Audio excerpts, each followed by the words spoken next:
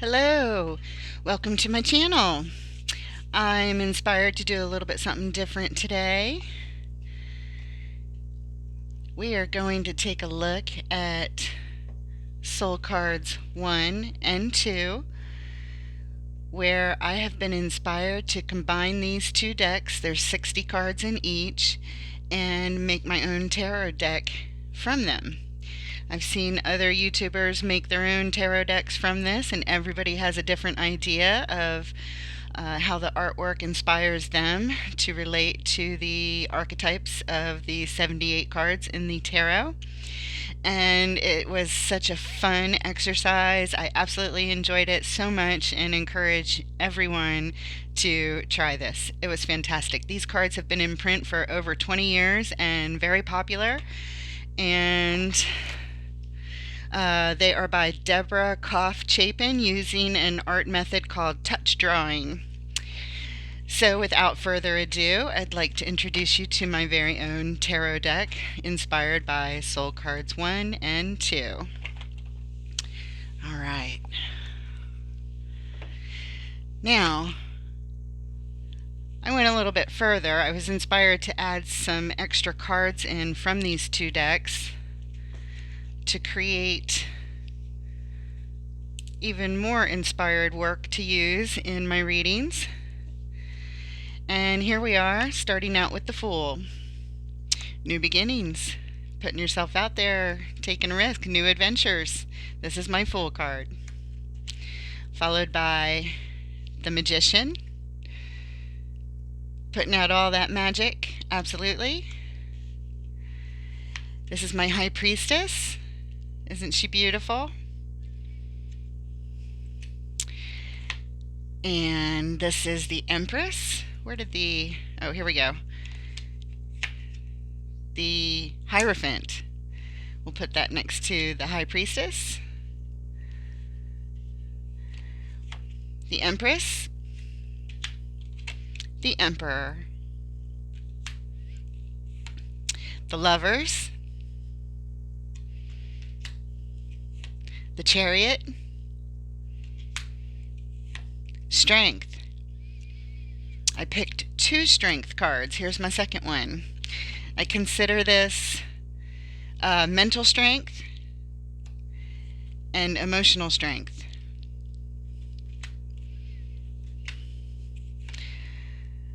The Hermit. The Wheel of Fortune, and I have two Wheel of Fortunes. This one is turned by outside forces, and this one is turned by ourselves, inside forces. Justice. Two Justice cards. This one is bringing in the healing, or the balance, and the wanting to make things right.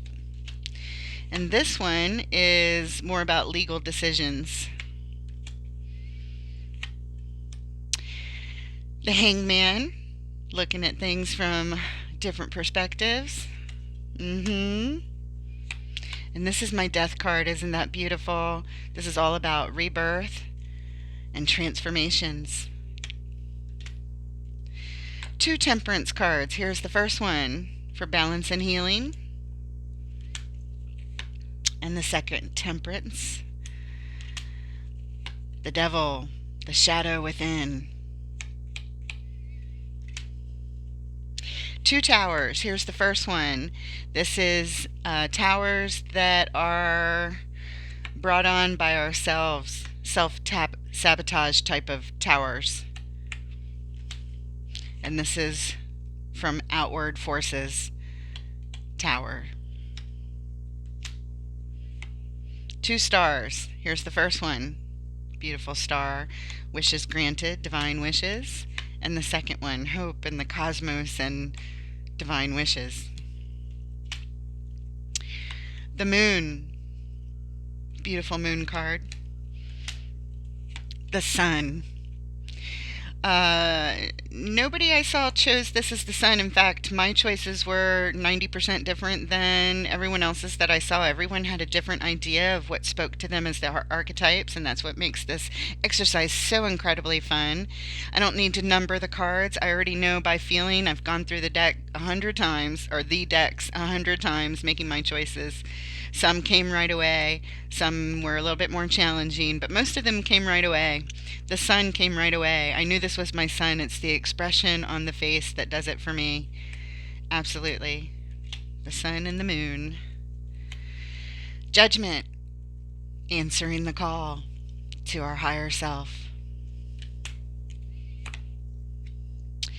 I have two world cards. This is my inner world of old cycles needing to close out, but having to do with our inner world.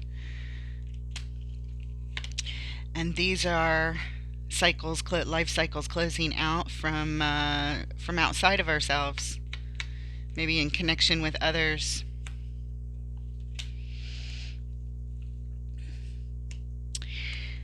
These are extra cards that I added in as part of the major arcana, and I gave them my own titles. I really liked them so much, I just felt very inspired to add them in. I call this one Protection. A lot of people chose this as the death card naturally. I did not. I call this one Health. And so this is to come up in a reading when our physical, mental, emotional, or spiritual body needs to be paid attention to in the health arena. And of course, if it's in reverse, it means there's illness or disease. In the upright, attention needs to be paid. This is the Watcher. Somebody's spying, somebody's looking in, somebody's watching. Either that or we need to watch. This is Deception. Somebody's trying to pull the wool over our eyes. And this is the Bookworm. Time to study up. Something big to learn on a major level, much higher than the pages learn. And finally, this is Self-Reliance. Kind of like if you give a man fish for dinner, you feed him for a day, but if you teach him to fish, they can feed themselves and others for a lifetime. So, self-sufficiency right here. Okay, so those are my extras for the majors. And now we start with the suits, starting with Pentacles. This is my Ace of Pentacles. Two of Pentacles. Three of Pentacles. I like this with the three sets of hands coming together to create, to build something. Four of Pentacles, holding on tight, the whirlwind of things going on around, holding on tightly to whatever that is that you need to hold on to. Five of Pentacles, abandonment, sorrow, loss. There's the rainbow behind that they can achieve some healing and get themselves out of it, but they're so engrossed in their feelings of abandonment and loss and lack that they're not recognizing the healing that is there for them. Six of Pentacles, equanimity, equal give and take, everybody on the same page. Seven of Pentacles, assessing the situation. Eight of Pentacles, hard at work, focused on that work. Nine of Pentacles, feeling good in your garden, feeling really abundant, feeling happy, beautiful, independent. 10 of Pentacles. This was my Empress right off the bat, but there weren't a lot of, in fact, there weren't any other choices for me personally that I felt was representative of a good Ten of Pentacles for me. And this really spoke volumes to the Ten of Pentacles, the tree of life, everything that we would want to manifest in the ideal, our legacy in life. And there were lots of Empress choices, so as you saw already, one of the earlier cards in the majors that I showed. Okay, so that's the Ten of Pentacles. The Page of Pentacles, instead of holding the pentacle, he or she is resting on it. The Knight of Pentacles, the one that just stands there and moves extremely slow, but steady. Beautiful Queen of Pentacles. Yes. And my King of Pentacles. And all of my kings and queens go very nicely together.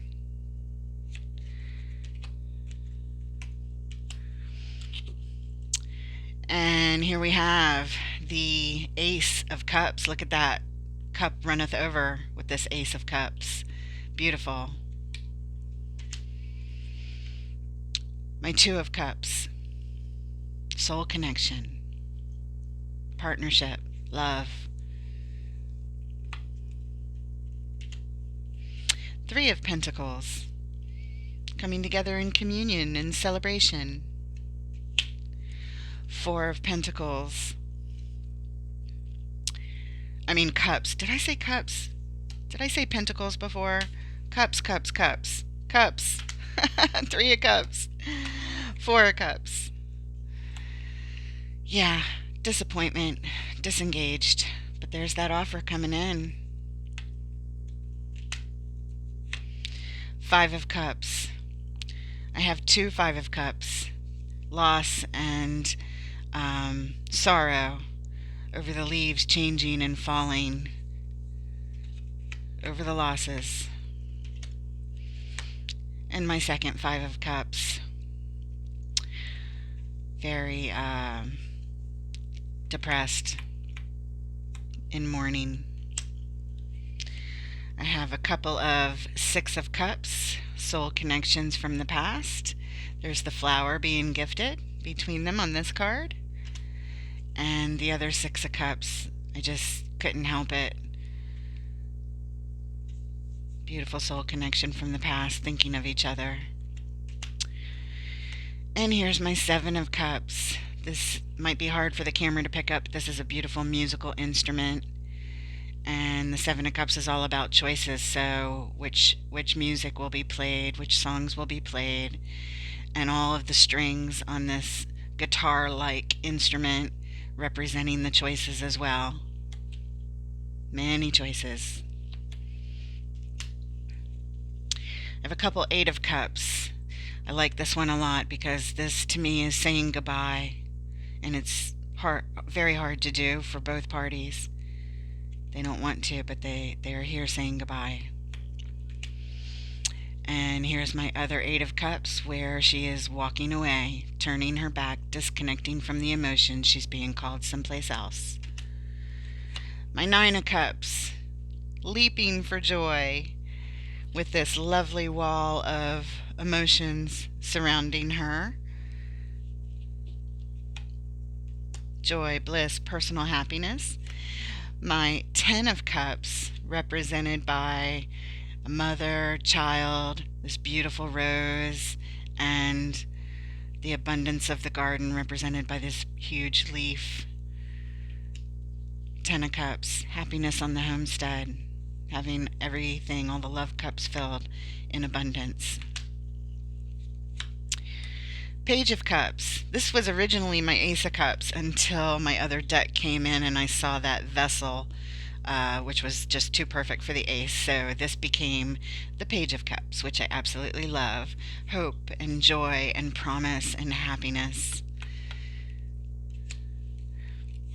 Knight of Cups. Wanting to express those emotions. Deliver the messages of love. Queen of Cups.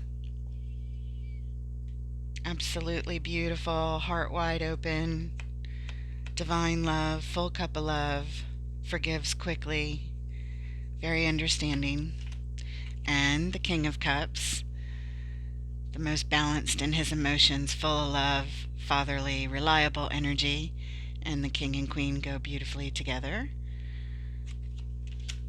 Next, we move on to the suit of wands. Here's my Ace of Wands in all her bold opportunity. And the Two of Wands, choosing the pathway. Which way do we go? Thinking long term, contemplating the future. Three of Wands, waiting. Come on, I'm waiting. Got somewhere to go. I see you. Now let's go. Waiting. Four of Wands, stability on the homestead. Relationship, commitment. Two heads together.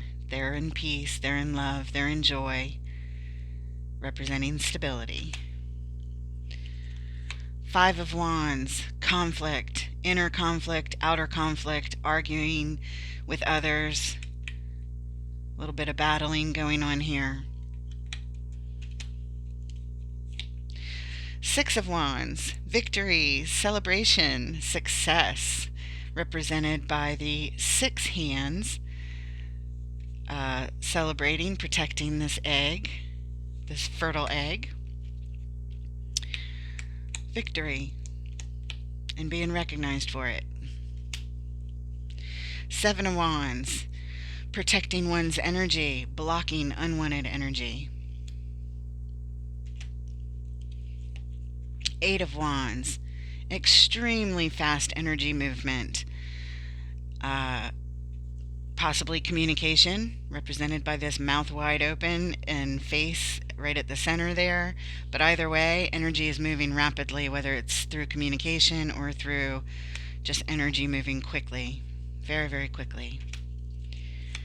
Nine of Wands, the wounded warrior, protected by all of these in the abstract, surrounded by all the wands, looking out, doing that healing that's necessary, still ready and determined to persevere, but staying protected at this point while healing is being done.